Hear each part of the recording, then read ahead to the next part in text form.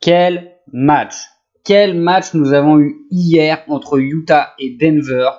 Un Game 7 de folie. On s'attendait à un match comme ça, on s'attendait à un match où on allait vibrer, où on allait vraiment vibrer. On a eu une fin de match vraiment de taré. Je vous invite d'ailleurs à aller sur mon Snap, KSH Sport. Je vous ai fait en live la dernière minute de ce match complètement folle. Voilà, bonjour à tous, j'espère que vous allez bien. Nous sommes le 2 septembre, en pleine période US Open Playoff. Donc il y a beaucoup de choses. Là, c'est un rythme effréné.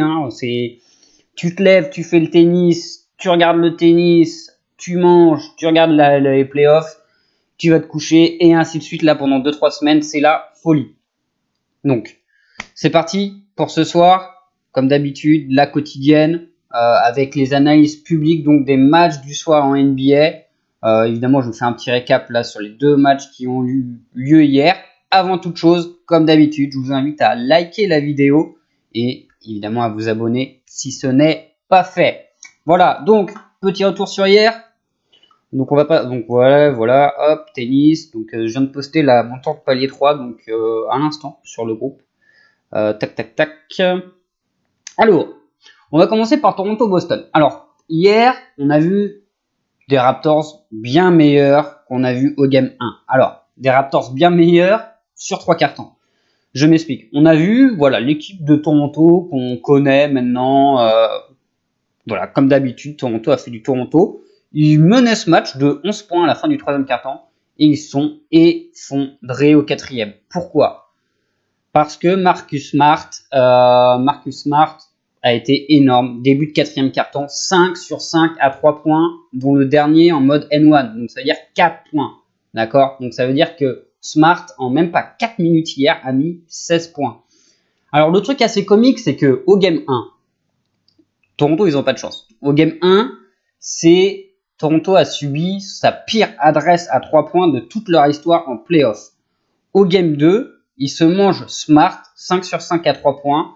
C'est un record. C'est le 2e à faire ça dans l'histoire des playoffs, à mettre 5 paniers à 3 points en aussi peu de temps. Voilà, ils n'ont pas de chance. Après, ils ont complètement tilté dans le 4e quart-temps en faisant un peu ce qu'ils avaient fait quand ils avaient 20 points de retard au Game 1. Ils ont vraiment déjoué un Siakam décevant, dernier carton qui a rien apporté. Et c'est le problème de Toronto là sur cette série pour l'instant. C'est que Lauri et Siakam, qui sont les 2 joueurs piliers de cette équipe, ne sont pas assez présents. Alors Lauri a été assez timide tout match. Il s'est un peu réveillé au 4e, mais c'est trop tard. Là, on est en playoff. On a besoin d'un Lauri tout le match. Bref, Boston mène 2-0, c'est mérité. Toronto en danger. Donc je vous avais dit que j'avais une petite préférence pour Toronto hier, mais c'était pas déconnant si vous ne prenez rien. C'est une série très compliquée à parier. On y reviendra demain puisque évidemment on aura le Game 3. Voilà, il y a 2-0 pour Boston, mais c'est pas pour autant qu'il faut se dire Toronto ils vont forcément le prendre. Non, Boston peut très bien mener la série 3-0. On y reviendra demain. Deuxième match, bon je vous en ai déjà parlé un petit peu en intro. Quel régal, c'est pour ça qu'on aime la NBA, c'est pour ça que moi la NBA je surkiffe en fait. C'est des émotions, tu passes par toutes les émotions. Surtout que Utah a vraiment fait une première mi-temps horrible, vraiment horrible. Denver a bien joué le coup également.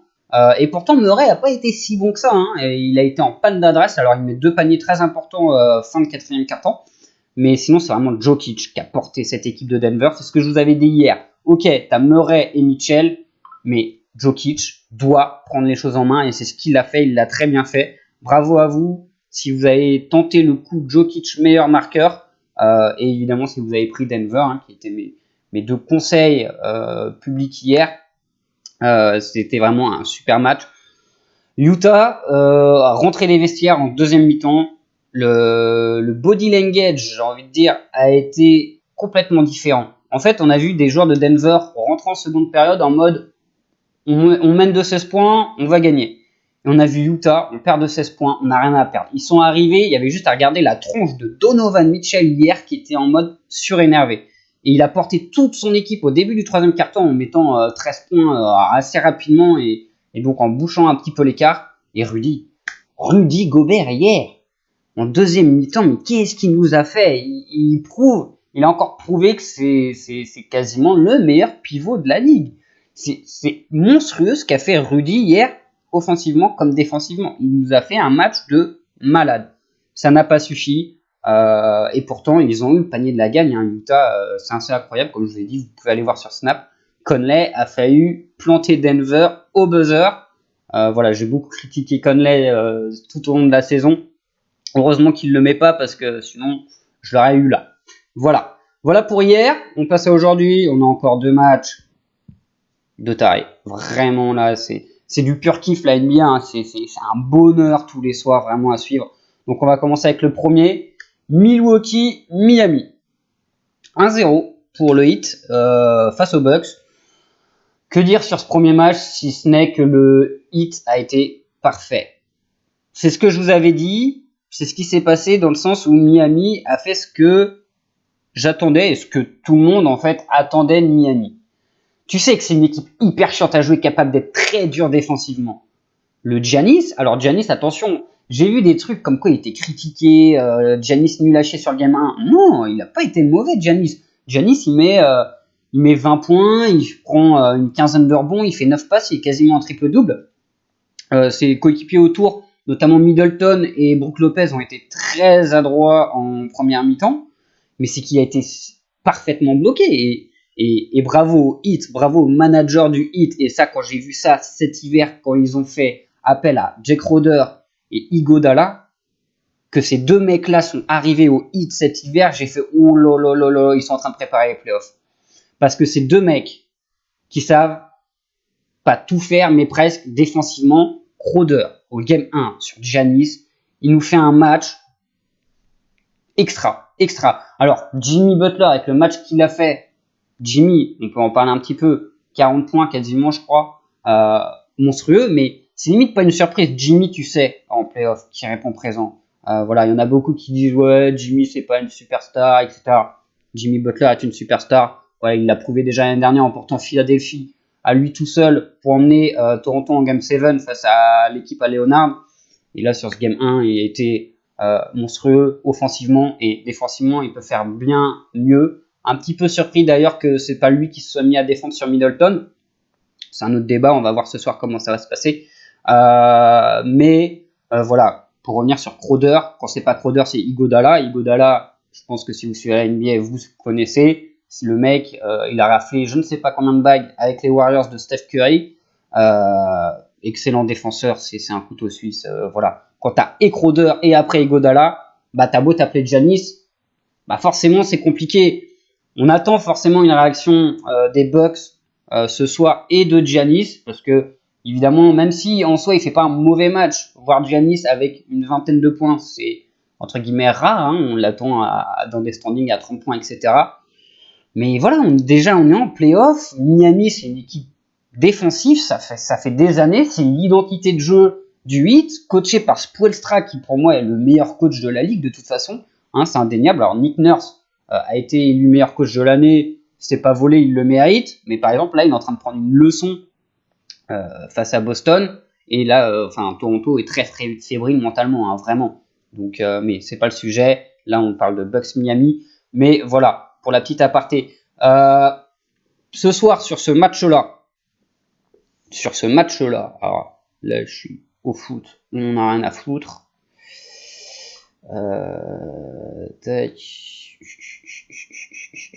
Miami Bucks. On a quasiment les mêmes codes qu'au game 1, ce qui est logique. Alors, les Bucks étaient à 1,40, là ils sont à 1,48, le Heat était à 3, ils sont à 2,80. Voilà. Je pense que ça va, entre guillemets, se réguler, que la cote des Bucks va légèrement chuter et celle de Miami va légèrement augmenter. On a le même cut quasiment d'handicap, plus 5, moins 5. Alors pour moi, quand je vois ce match-là, il y a 2 analyses sur ce match. J'ai envie de dire, il y a l'analyse standard, complètement légitime, qui est les Bucks sont les favoris de cette série. Ils ont perdu le game 1 face à un très bon Heat, d'accord. Ils vont réagir et ils vont gagner ce soir, donc je prends les Bucks. Ça, si vous vous dites ça, c'est complètement légitime, c'est logique. Mon analyse, à moi, comme ça, là, le Heat peut mener la série 2-0. peut mener la série 2-0. Parce que, pour moi, le Heat, ce qu'ils ont montré au premier match, ils sont capables de le répéter. Quand je dis ça, c'est ils sont capables de le répéter défensivement. D'accord? Middleton, Brook Lopez, ils vont pas être aussi chauds comme ça, comme ils l'ont été au premier match. C'est pas sûr qu'ils soient aussi chauds que ça aujourd'hui, ce soir. Côté Heat, alors on peut dire ce qu'on veut. Ok, Jimmy, 40 points. Que dire de Goran Dragic qui a été monstrueux aussi, hein, très adroit, très impliqué, très bon, vraiment sur la dynamique qu'il était contre Indiana. Il apporte toute son expérience, sa qualité de jeu, son QI basket, sa qualité de shoot, etc. Goran Dragic est un excellent basketteur et il fait vraiment du bien à cette équipe du Heat. On peut encore louer Spoelstra qui toute la saison a joué avec Kendrick Nunn en titulaire à la main et Goran Dragic en backup. Là, il fait l'inverse. Et ce que je voulais vous dire, c'est ok, t'as Jimmy 13 sur 20, ok, 12 sur 13, hein, on sait, Butler c'est un mec, il est capable d'aller chercher les points sur la ligne. 40 points, ok. Goran Dragic 27 points. Peut-être que Dragic et Butler vont mettre moins de points ce soir. Mais un mec comme Adebayo va peut-être prendre plus de shoot et va peut-être être à 16-18 points, d'accord? Et surtout, et c'est ça le point essentiel qui moi me fait dire que le Heat va être encore dans les cordes ce soir, c'est ça. Robinson, Nunn, Hierro. Regardez leur adresse. 3 sur 11, 3 sur 9, 1 sur 4. T'additionnes, ça fait 13, 24, 24, 6, 7. Ça veut dire que les 3 jeunes du Heat sont à 7 sur 24 sur le premier match.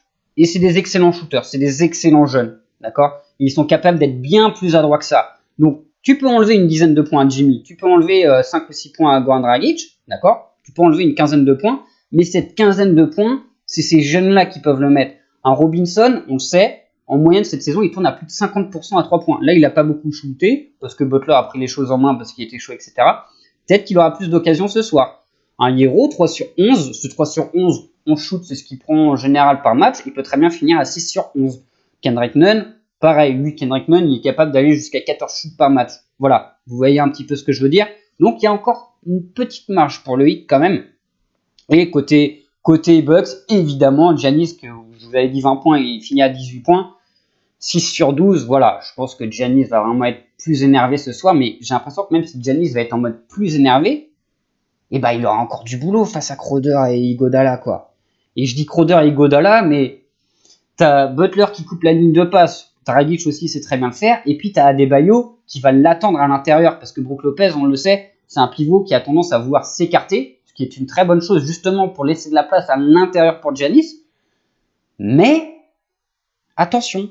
Alors Middleton a été excellent en première mi-temps, il a vraiment carrément baissé de rythme en deuxième mi-temps, où il n'a pas été très adroit, il met quand même 28 points. Brook Lopez, il n'en mettra pas 24 tous les soirs. Brook Lopez, c'est un peu le factor X de cette équipe. Et le joueur qui manque vraiment côté Bucks, c'est Bledsoe à la main. Parce que, alors on le sait, Bledsoe, il peut apporter comme vriller. Et c'est vrai que contre une équipe comme le Heat, Bledsoe, c'est un mec qui peut complètement vriller, hein, partir en live et chier sa série. Mais il est capable aussi d'apporter. Et au-delà d'apporter, ça veut dire que si tu as Bledsoe titulaire, tu as George Hill, qui est son backup, qui rentre en seconde unit. Et ça, c'est important. Parce que du coup, le fait que Bledsoe soit pas là et que Hill soit titulaire, et ça veut dire que tu dois aller piocher dans ton banc. Voilà. Et le banc n'a pas été spectaculaire, hein. Vous voyez les stats du banc.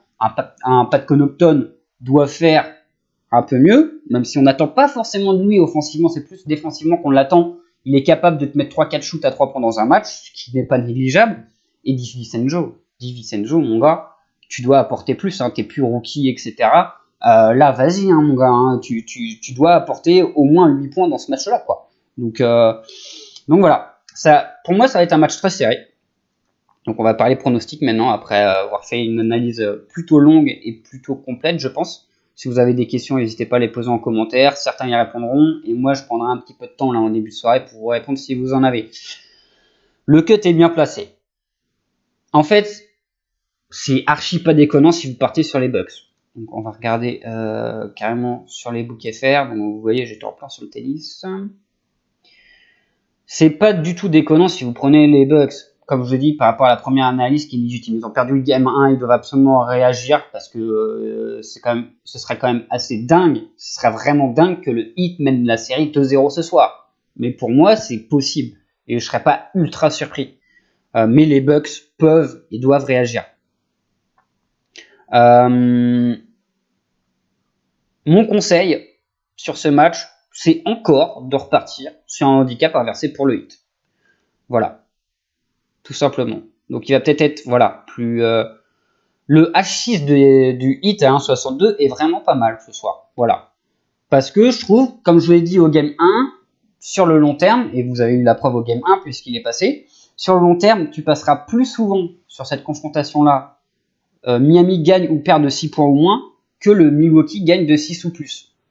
Voilà, tout simplement. Pour moi c'est ça. Et c'est pas déconnant, donc je vous ai dit, c'est pas déconnant si vous prenez les Bucks, c'est pas déconnant si vous prenez le Heat ce soir. Moi, là, comme ça, à vous en parler, alors je vais encore réfléchir, je vais pousser mon analyse là un peu plus tard dans la journée. Pourquoi pas? Pourquoi pas partir sur le Heat, c'est pas déconnant. Le match nul à 15, pourquoi pas? Ça fait un moment là en playoff qu'on n'a pas eu de prolongation, c'est mathématique. Sur ce genre de match, ça peut tomber. On peut très bien avoir un match nul ce soir. Prolongation, alors évidemment, il faudra quand même un vainqueur. Si vous avez une petite pièce à mettre sur la prolongation, pourquoi pas. Meilleur marqueur, je pense que je toucherai pas. Parce que tu te dis, ouais, Giannis, il l'a pas été au dernier match, donc là, il va le faire. Mais t'as encore Jimmy Butler et Chris Middleton, attention, parce qu'il a vraiment été en galère ce joueur-là contre Orlando en termes d'adresse. Il est revenu sur les derniers matchs contre Orlando. Il fait une très bonne première face au Heat, là, au Game 1. Est-ce qu'il va pas avoir son petit mot à dire? Voilà, Butler 20 points, 1,50, c'est à prendre. Pour moi, je trouve que c'est plutôt bien parce que je pense pas qu'il en mettra 40 ce soir, mais il apportera sa vingtaine de points. Et les Bucks le savent, mais les Bucks n'ont pas forcément la réponse contre Jimmy, dans le sens où Jimmy, c'est pas un pur shooter longue distance, mais voilà, en pénétration, c'est très fort. Il est capable d'attaquer très dur le cercle, et c'est un mec, si c'est la merde, il va chercher des points sur la ligne. Hein, vous voyez, il en a tiré 13 au dernier match. 13, ça fait déjà 13 points sur la ligne des lancers francs. Voilà, Jimmy, c'est du 95% d'adresse, lancers francs. Alors, on peut regarder le scoring de Giannis. Vous voyez, contre une équipe comme le Heat en playoff, c'est quand même dur de voir le 25 points à 1,21, quoi. Moi, je trouve que c'est vraiment pas valable. Vous voyez, par exemple, au game 1, il l'a pas fait du tout. Et vous voyez, 1,60 les 30 points, il faut y aller quand même, hein. Faut aller chercher. Après, je pense qu'il va être un peu plus énervé, je pense qu'il va dépasser les 20 points ce soir, Giannis, clairement. Mais d'aller chercher à des cotes, entre guillemets, aussi faibles. Par exemple, vous avez vu Jokic hier, le 30 points était à 3,05. Alors, ok, Giannis, c'est plus un scoreur, etc., que Jokic, mais non. Moi, je partirais pas sur le 30 points de Giannis, même si, bien sûr, il peut les faire sans souci. Voilà. Après, si vous voulez faire une très belle cote encore à tenter, c'est prendre les 25 points de Jimmy et son équipe gagne. Évidemment, c'est pas cadeau. Pour moi, pourquoi pas.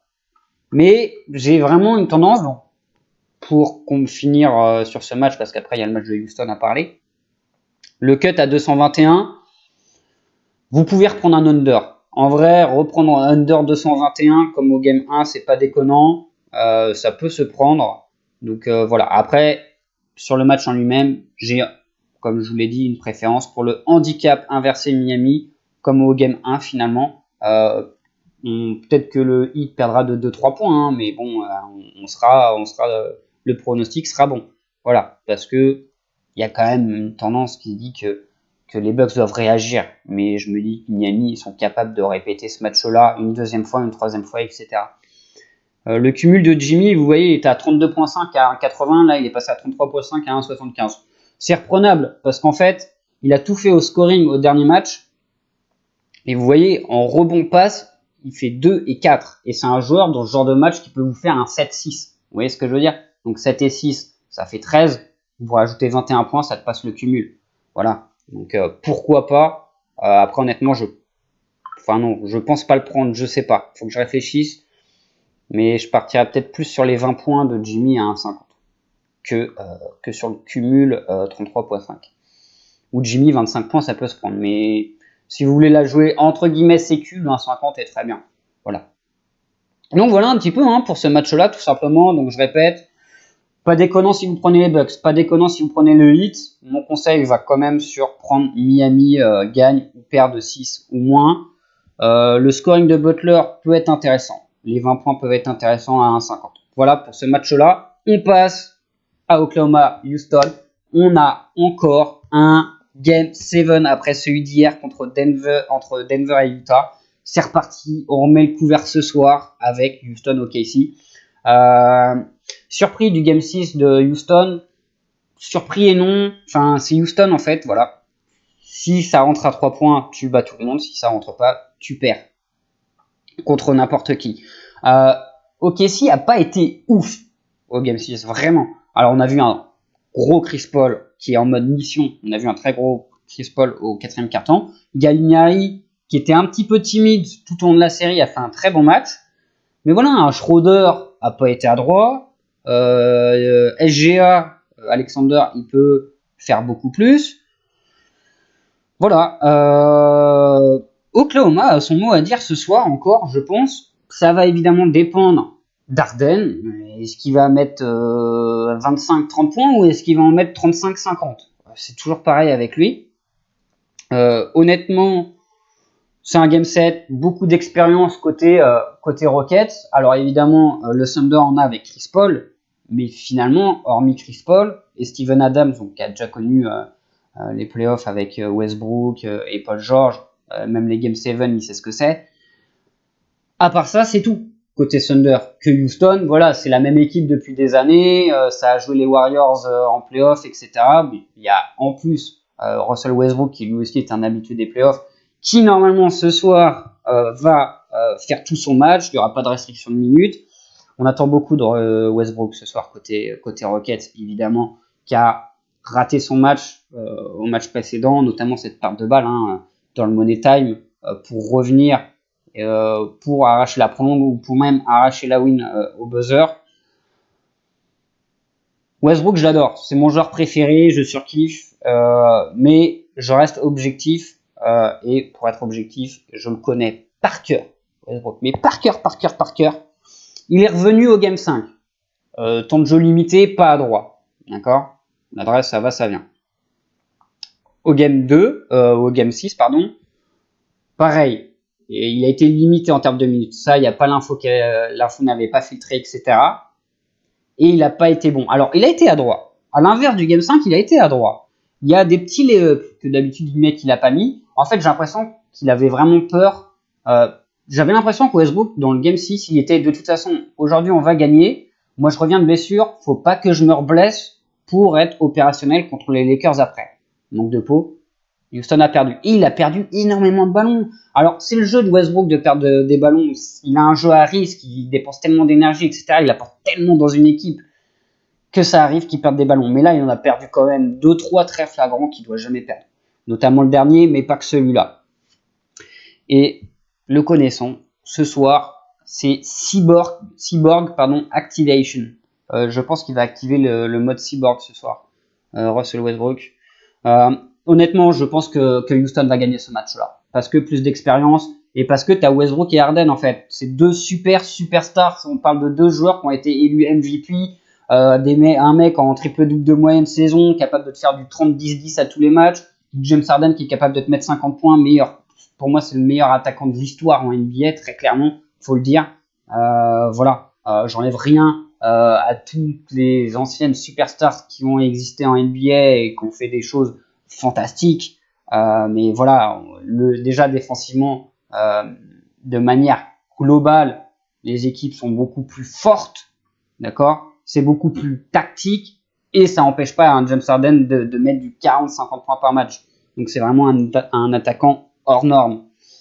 Et tout ça me laisse dire que c'est beaucoup pour OKC à défendre et je pense vraiment que Houston va s'imposer ce soir et donc passer en demi-finale face aux Lakers. Voilà, j'ai pas grand chose à rajouter d'autre sur ce match-là. Over-under, sur ce match, je ne touche pas. Un Eric Gordon peut et doit apporter quand même beaucoup plus à Houston. En fait, Houston va pas falloir qu'il se repose trop sur Harden et Westbrook ce soir. Les autres joueurs autour, ils doivent apporter. McLemore, Gordon, Covington, Daniel House, voilà, ils doivent mettre des paniers, absolument. Parce qu'ils peuvent pas faire tout seul Harden et Westbrook.